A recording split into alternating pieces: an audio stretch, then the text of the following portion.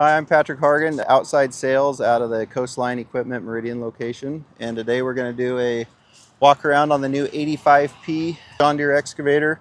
It's an 8.5 metric ton machine, and we got a lot of neat new features from the previous G series to the Ps we're going to outline and go over today. Big thing is you're a 8.5 metric ton machine. You're going to come in right around 19,000 pounds depending on how it's configured, which coupler, which thumb, what track style you're going to go with. This has the 18-inch bolt-on rubber crawler pads. This has the new angle blade with float. It's new to this model. It's moved out further to where, and then your stick comes in further to where you can actually pack and carry items a lot easier with this style.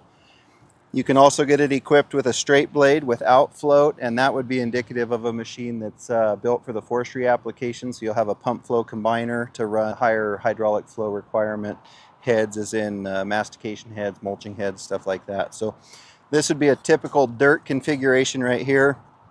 Going to be your standard arm equipped with all your auxiliary hydraulics that comes from the factory, one-way and two-way. So you can run coupler, thumb, hydraulic, pack, hammers, anything like that. You can add the Incon system onto this with some extra auxiliary functions that would need to be required, but very handy, capable machine with that setup. We've got the all-new cab. Pretty much it replaced what was a glorified mini excavator cab with a full-blown regular size excavator cab. We got 6.5 more inches of room here in the bottom. You've got actual travel propel pedals here. They're not the little flip-up plastic ones. Full-size sticks, heated suspension, full-size excavator seat, and then your traditional John Deere regular configured cab with the pilot controls and all that.